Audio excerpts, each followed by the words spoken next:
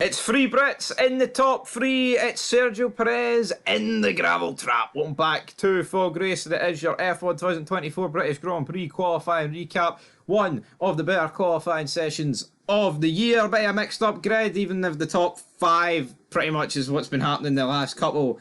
Yeah, no, what? What? Nothing wrong, go ahead. Floor's yours. Yeah, well, never mind. One Perez. Take on this channel. Never mind, Perez being in the gravel trap. I think he should be in the bin. It's bad performance after bad performance. It is one thing when the guy is like qualifying third or fourth or fifth, and he's like not anywhere near max, but he's somewhere close to the competitors that are also competing for second place. But for a long time now, Perez has barely been able to get into the points. He's barely been able to get into Q3. Yeah. It's just not good enough anymore. No, yeah, yo, some See, when he was battling for a podium and Max was winning the race by 40 seconds, then fair enough, that's one thing. But when was it? I would not be surprised if Perez never gets another podium this season. No. And that's disgraceful.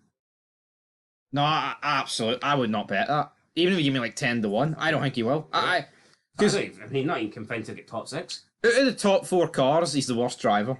And therefore, that puts you in 8th. Then you can always get someone who... And he got smoked by Hulkenberg last week. So... It's just not good enough, man. Yo, people will say, oh, it's just because he stuck it in the drop. Yo, Perez could have put it in Q1, even if he didn't stick it in the fucking gravel. So, I think that logic's shite, but... And I think Red Bull will regret this decision. They'll win the Constructors this season, I think, because of the gap that Max has, but...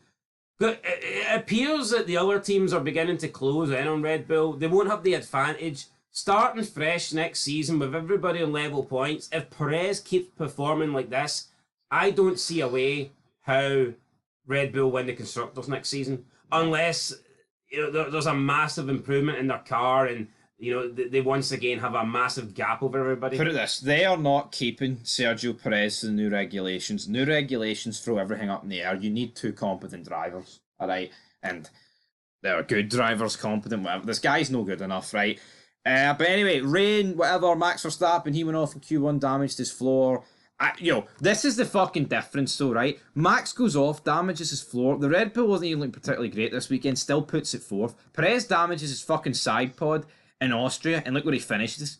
Behind the Haas, and about 10 minutes behind his teammate, who, given turn, took out. Well, it was his fault, yeah, right? And still finished like 20 seconds clear of him with an extra pit stop and doing a lap on free wheels. The guy needs to go, alright?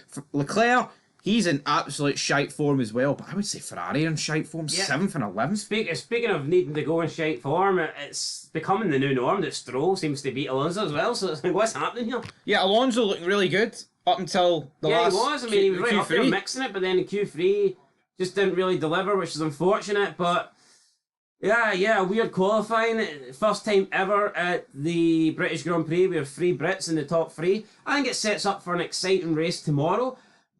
I would say any of those 3 in the top 3 could win it, and of course you would never count out Max in 4th place. So Piastri in 5th, I'd say, is a wee bit, dark horse, but nothing more. Tomorrow could be a really good race, and it's hard to call a winner. It is hard to call a winner. Now, it is supposed to be heavy rain tomorrow. Hopefully we if that's the case, then...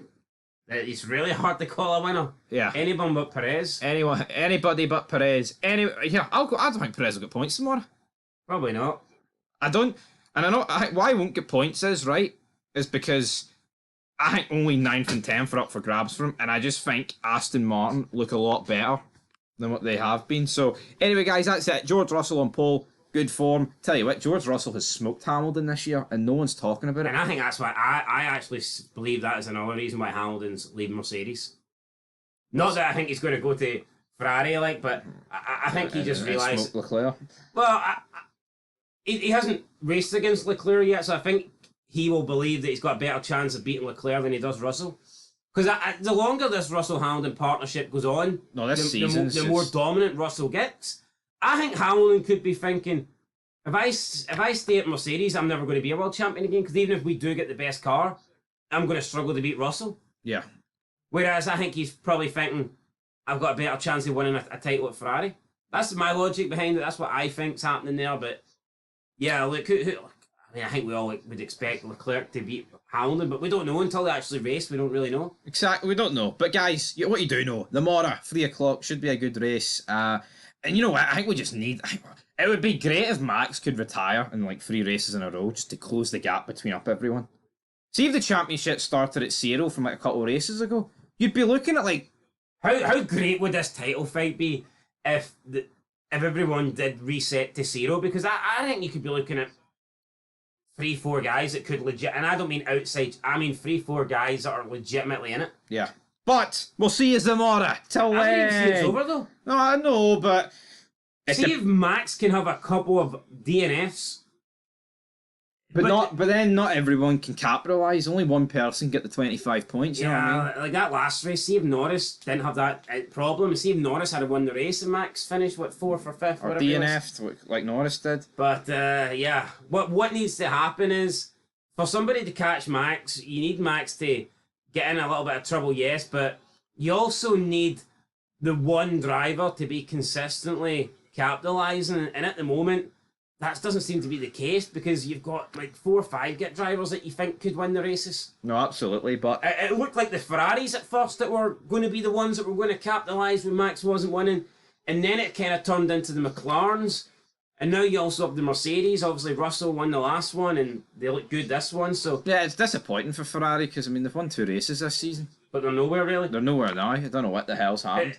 We've had points where it looks like Ferrari were the clear second, then it was McLaren, and I mean, could it be Mercedes? And we say clear second. Is the Red Bull just not good? But well, I say not good. I mean, based off this weekend, I'd say it's third fastest. Well, it could be. I don't really count the Red Bull because of just it's Max. Aye, it's Max. Anyway, push it to the max. See you tomorrow. Till then, peace.